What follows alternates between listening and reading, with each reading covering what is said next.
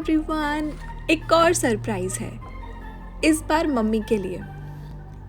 सोचा कनाडा से आते हुए उनके लिए कुछ स्पेशल लेकर जाऊं। मैं लेकर आई हूँ माइकल कॉर्स की रोज गोल्ड वॉच।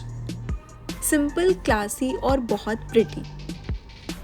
और साथ में एक कोच का स्वेड बैग, सॉफ्ट, स्टाइलिश और मम्मी के लिए परफेक्ट।